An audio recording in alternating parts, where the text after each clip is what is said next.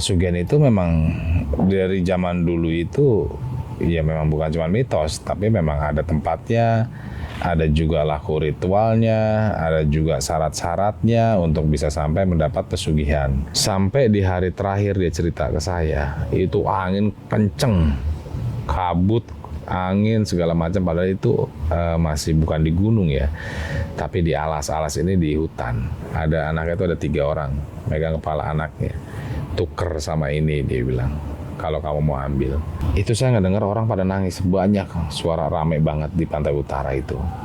Mungkin ini suges atau bukan, di saat saya tuh nginjak dari batu itu, dan itu wujudnya kepala manusia semua.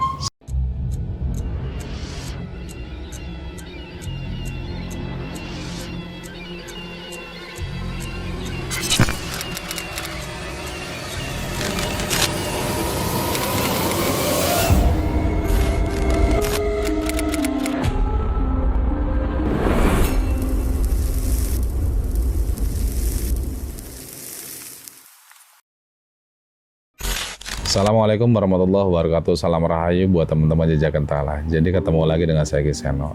Jadi malam ini saya mau coba bahas tentang pesugihan ya. Pesugihan itu apa sih sebenarnya? Dan dampaknya, efeknya itu apa gitu. Jadi ada beberapa pertanyaan dari subscriber yang coba kita bakal kupas sesuai kapasitas dan pemahaman saya. Gimana, Cop? Jadi ada pertanyaan ini, Ki. Sebenarnya pesugihan itu secara tahun ke tahun di zaman sekarang modern ini bisa dibilang mitos atau fakta sih, Ki? Kalau pesugihan itu sebenarnya ya arti pesugihan, sugih itu kekayaan ya. Kekayaan atau kaya, sugih itu kaya, tapi karena pesugihan ya kekayaan. Jadi pesugihan itu memang dari zaman dulu itu ya memang bukan cuma mitos, tapi memang ada tempatnya, ada juga laku ritualnya, ada juga syarat-syaratnya untuk bisa sampai mendapat pesugihan gitu. Jadi pesugihan itu bukan cuma mitos, menurut saya itu bukan mitos ya, tapi memang ada gitu. Ini ada pertanyaan juga, bagaimana kondisi seseorang yang setelah melakukan ritual pesugihan tidak berhasil dalam ritualnya atau melakukan pelanggaran? Ya, jadi pesugihan itu ada beberapa versi dan ada beberapa macam ya.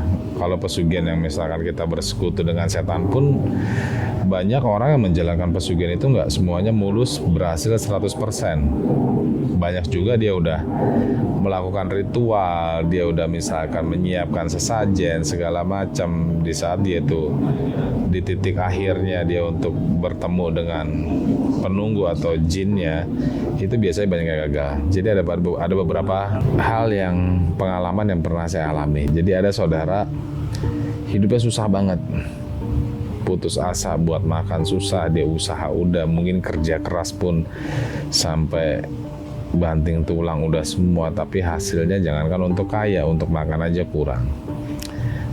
Akhirnya dia ada satulah titik di mana dia klimaks, sudah nggak kuat dengan perjalanan kehidupan atau dengan kehidupan ini. Carilah dia orang spiritual yang memahami tentang gaib. Dia bilang, saya mau kaya apapun resikonya. Begitu dia udah tanya, ya udah, kalau kamu memang udah mantap dan bulat niat tujuannya, suruh dia menjalankan ritual. Jadi menjalankan ritual, dia nggak tahu efeknya ini apa tadinya. Dia siapkan tampah, dia siapkan bunga 7 rupa, kopi manis, kopi pahit, segala macam, pisang, buah, sampai dia terakhir itu bikin ayam apa ya namanya ya, ayam ingkung atau ayam apa gitu. Puasa lah dia 7 hari 7 malam. 7 hari 7 malam itu dia benar-benar puasa ngebleng, nggak makan, nggak minum. Sampai di hari terakhir dia cerita ke saya, itu angin kenceng, kabut, angin segala macam, padahal itu masih bukan di gunung ya, tapi di alas-alas ini di hutan. Setelah itu dia datang orang itu tingginya dia bilang hampir sekitar ada 10-15 meter. Buta hijau ya, buta hijau, jadi wujudnya itu hijau semua. Dia bilang cuman pakai pakaian dalam, bertanduk, dia datang. Dia bawa duit, waktu itu dia bilang banyak, ada 5 koper. Duit itu dilempar sama dia. Kamu mau ini? Dia mau bilang. Begitu dia udah mengiyakan, dia mau, tangan kiri si jin itu megang kepala anaknya. Ada anaknya itu ada 3 orang, megang kepala anaknya. Tuker sama ini, dia bilang, kalau kamu mau ambil. Ya karena dia itu memang sayang banget sama keluarganya, sama anaknya. Dia begitu dia melihat anaknya, kepalanya itu 3-3-nya dipegang, akhirnya itu sesajinya itu langsung ditumpahin dan dia lari. Dia bilang, saya nggak butuh duit kamu gitu. Jadi nggak semua manusia itu mencari pesugihan itu berhasil ya. Banyak juga yang gagal. Ada juga yang cerita waktu itu di Gunung Kawi. Di Gunung Kawi dia sudah menjalankan ritual segala macam gitu, tapi ya nggak ada berhasil. Biasanya kalau pesugihan efeknya itu apapun atau siapapun yang paling kita sayang itu yang diambil. Contoh, kita punya anak 5, tapi kita yang sayang, yang paling kita sayang, yang spesial kita bedain itu contoh anak yang ketiga. Yang ketiga itu bakal diambil, bakal ditukar gitu. Jadi kalau misalkan kita itu ingin mencari rezeki, ya rezeki itu menurut saya juga gaib. Rezeki itu bukan wujud nyata. Wujud nyata itu setelah kita mendapatkan rezeki. Tapi dengan meminta rezeki itu buat saya gaib. Karena kita nggak tahu besok kita mau dapat rezeki dari mana nih, gitu. Kita hanya meminta kepada Tuhan supaya mendapat rezeki yang lebih, mendapat rezeki yang barokah. Terus kita dapatnya itu berapa, kita nggak tahu. Setelah kita pegang, oh kita dapat rezeki misalkan 50.000 atau 100.000 atau 1 juta, itu setelah kita pegang baru menjadi wujud. Jadi segala sesuatu hal itu pada dasarnya gaib. Mau rezeki, mau penyakit, mau kesehatan, mau apapun itu pada dasarnya gaib. Kalau dia udah masuk ke badan, itu menjadi wujud gitu. Jadi pesugihan ini ya banyak versinya gitu, Cok. Nah, untuk pelaku-pelaku pesugihan ini Ki, yang gelap mata ya Ki, yang rela mengorbankan nyawa untuk memperkaya dirinya sendiri, itu kan ada korban ya Ki.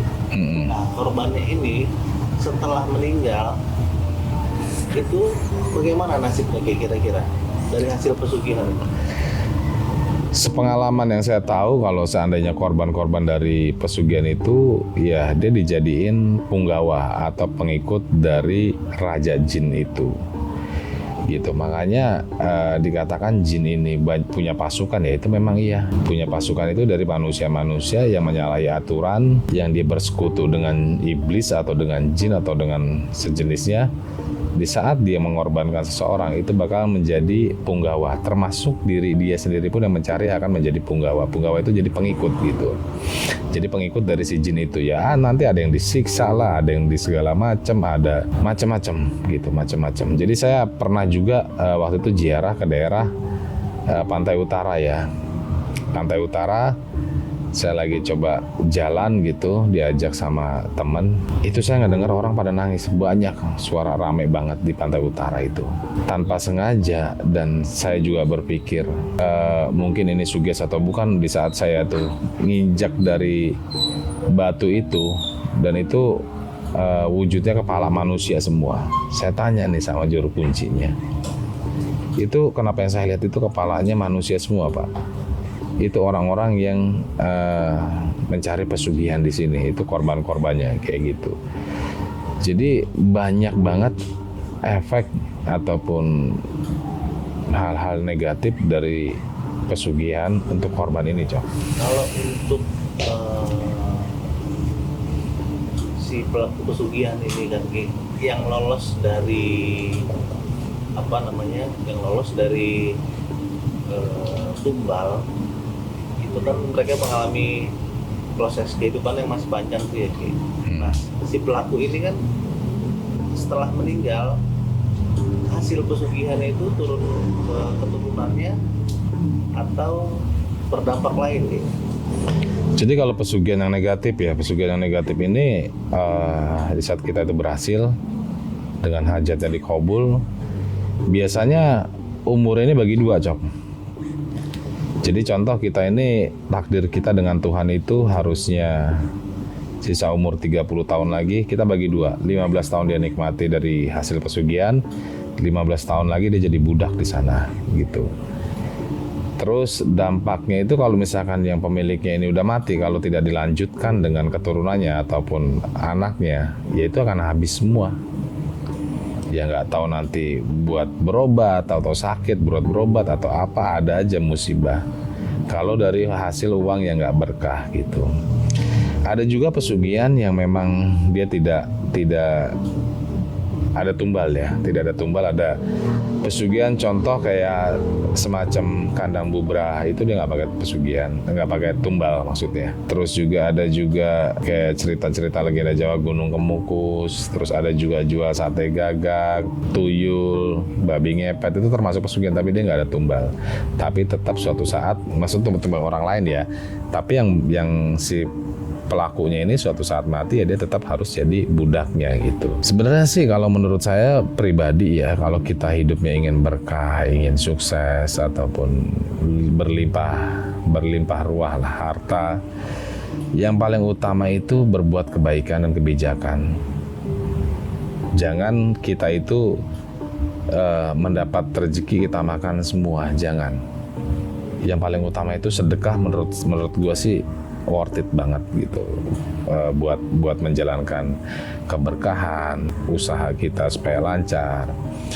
Tapi wallahu alam juga itu bisa menjadi pahala atau enggak ngerti, karena niat tujuan kita itu mencari keberkahan, bukan ikhlas karena Tuhan gitu, karena Allah, bukan ikhlas karena Allah. Tapi daripada seenggaknya lu menjalankan pesugihan yang melenceng ke sana ke sini nggak jelas, ya lu coba aja berbuat kebaikan dengan cara bersedekah gitu. Artinya logikanya gini, kita makan dari mulut, ya kan? Kita makan dari mulut, semua makanan, minuman, kopi, segala macam, tetek banget, campur-campur makan dari kopi. Kalau kita nggak buang air besar, kira-kira jadi penyakit nggak? Penyakit. Nah, begitupun kita dapat rezeki dari atas, kalau nggak dibuang ke bawah, jangan harap hidup lu tuh bisa berkah gitu. Jadi apapun, menurut gue tuh apapun agama lo gitu, kalau misalkan sedekah itu ya berbagi kepada semua makhluk, ya itu bagus banget daripada harus kita menjalankan pesugihan yang memang melenceng. Itu guys, jadi banyak juga yang nanya ke saya gitu, Ki gimana cara ritual sate gagak atau segala macam, atau Ki gimana cara ritual tentang pesugihan ini. Saya udah tinggalkan semuanya dari dulu gitu. Saya udah nggak pernah menjalankan dari dulu tentang masalah ritual-ritual pesugihan. Tapi saya memiliki banyak pengalaman tentang hal itu. Tapi untuk menjalankan lagi saya udah enggak gitu. Memang saya pun nggak pernah menjalankan. Jadi saya cukup memahami dan melihat aja tentang caranya pesugihan itu kayak gimana gitu. Jadi mempelajari iya, tapi saya tidak pernah melakukan. Jadi kalau misalkan buat teman-teman ada yang nanya gitu, maaf gitu, saya nggak bisa kasih tahu karena imbas dan dosanya saya pasti dapat. Oke guys, jadi cukup sekian pembahasan tentang pesugihan malam ini. Nanti kita bahas-bahas lagi. Kalau misalkan teman-teman ada pertanyaan, tanya aja di kolom komentar. Nanti saya jawab dengan dengan video gitu. Kayak sekarang ini banyak pertanyaan, ya saya jawab dengan video aja biar jelas. Oke, jadi cukup sekian pembahasan malam ini. Assalamualaikum warahmatullahi wabarakatuh. Salam Rahayu.